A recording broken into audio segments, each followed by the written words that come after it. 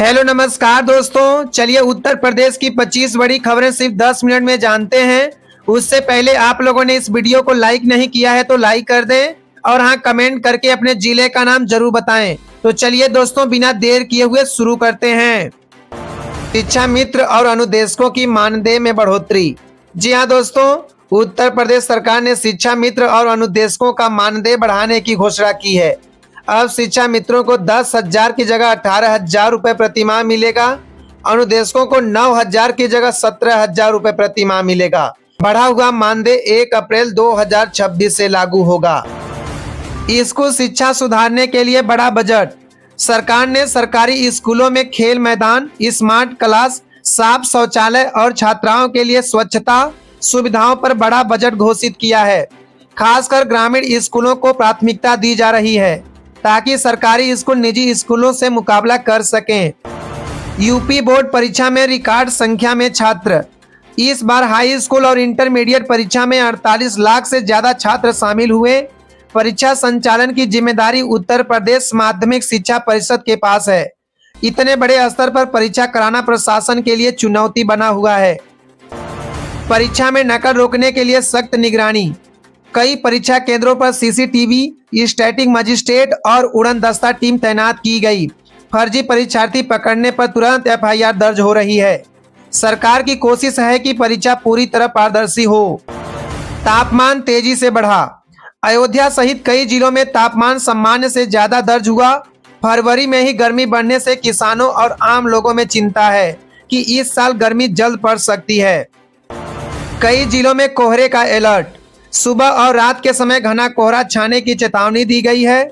सड़क और रेल यातायात प्रभावित हो सकता है, इसीलिए लोगों को सावधानी बरतने की सलाह दी गई। पश्चिमी जिलों में हल्की बारिश की संभावना। मौसम विभाग ने कुछ इलाकों में बादल छाने और बूंदाबूंदी होने का अनुमान लगाया है। इससे तापमान में हल्की गिरावट भी हो सकती है। होली के लिए अतिरिक्त बस सेवा। त्योहार पर भीड़ को देखते हुए Uttar Pradesh state road transport corporation ने अतिरिक्त बसें चलाने का फैसला किया है। बाहर काम करने वाले लोग आसानी से घर पहुंच सकें। प्रमुख शहरों के लिए स्पेशल रूट। प्रयागराज, वाराणसी, लखनऊ, कानपुर जैसे बड़े शहरों के लिए विशेष बस रूट तय किए गए हैं ताकि यात्रियों को लंबा इंतजार न करना पड़े। बस कर्मचारियों को प्रोत्साहन। लगातार ड्यूटी करने वाले ड्राइवर और कंडक्टर को बोनस और अतिरिक्त भुगतान मिलेगा। इससे बस सेवाओं की उपलब्धता बढ़ेगी। फार्मा सेक्टर में एआई तकनीक का विस्तार। दवाओं के रिसर्च और परीक्षण में आर्टिफिशियल इंटेलिजेंस के उपयोग पर जोर दिया जा रहा है। इससे दवा विकास तेजी से होगा और लागत भी कम होगी। अंतर्राष्ट्रीय मेडिकल सम्मेलन आयोजित। महायोगी गुरु गोरखनाथ आयुष यूनिवर्सिटी में अंतर्राष्ट्रीय सम्मेलन हुआ। इसमें डिजिटल हेल्थ, आयुर्वेद और आधुनिक तकनीक के संयोजन पर चर्चा हुई। टेक्नोलॉजी आधारित विकास मॉडल। सरकार राज्य को डिजिटल अर्थव्यवस्था की ओर ले जाने की योजना बना रही है। आईटी पार्क, स्टार्टअप और डेटा सेंटर बढ़ाने पर जोर दिया जा रहा है। रोजगार के नए अवसर। औद्योगिक निवेश और स्टार्टअप बढ़ने से रोजगार सृजन में वृद्धि का दावा किया गया है। युवाओं को स्किल ट्रेनिंग से जोड़ा जा रहा है।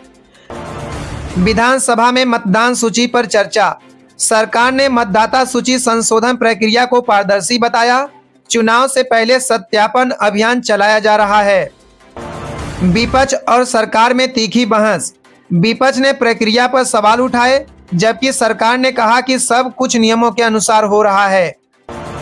ग्रामीण रोजगार योजनाओं का विस्तार। गांव में छोटे उद्योग, हस्तशिल्प और खाद्य प्रसंस्करण इकाइयों को बढ़ावा देने के लिए नई योजनाएं लागू की जा रही हैं। कुटीर उद्योगों को वित्तीय सहायता। स्वयं सहायता समूह और छोटे व्यापारियों को ऋण और प्रशिक्षण दिया जा रहा है ताकि स्थानीय अर्थव्यवस्था मजबूत हो। औद्योगिक विकास लक्ष्य। सरकार 2030 तक उत्तर प्रदेश को देश का बड़ा मैन्युफैक्चरिंग और एक्सपोर्ट हब बनाना चाहती है। इसके लिए नए औद्योगिक क्षेत्र, लॉजिस्टिक पार्क और निवेश योजनाएं तेजी से लागू की जा रही हैं ताकि रोजगार और उत्पादन दोनों बढ़े। इंफ्रास्ट्रक्चर प्रोजेक्ट निगरानी। राज्य में चल रही बड़ी सड़क, पुल और औद्योगिक परियोजनाओं की नियमित समीक्षा हो रही है। लक्ष्य है कि कोई भी प्रोजेक्ट समय पर पूरा हो और विकास कार्यों में देरी न हो। गंगा एक्सप्रेसवे लगभग तैयार।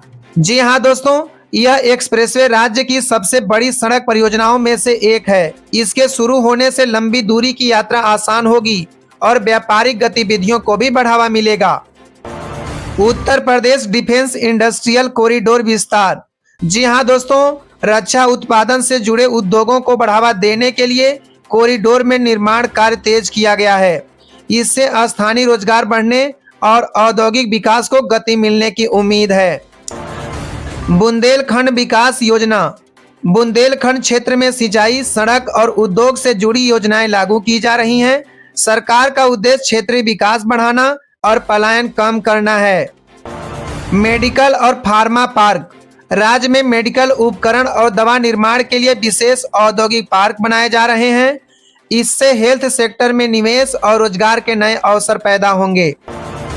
फरार कैदी की गिरफ्तारी। जी हां दोस्तों, दूसरे राज्य से भागे एक अपराधी को पुलिस ने यूपी में गिरफ्तार किया। संयुक्त पुलिस कार्रवाई से अपराध नियंत्रण में सहयोग बढ़ा है। पुलिस समन्वय मजबूत। जी हां दोस्तों, अलग अलग राज्यों की पुलिस के बीच सूचना साझा करने और संयुक्त कार्रवाई की व्यवस्था बेहतर की जा रही है ताकि अपराधियों पर जल्दी कार्रवाई हो सके। विदेशी विश्वविद्यालय योजना। राज्य में विदेशी विश्वविद्यालयों के कैंपस खोलने की तैयारी चल रही है। इससे छात्रों को अंतर्राष्ट्रीय स्तर की शिक्षा स्थानीय स्तर पर मिल सकेगी। टेक्नोलॉजी आधारित अर्थव्यवस्था।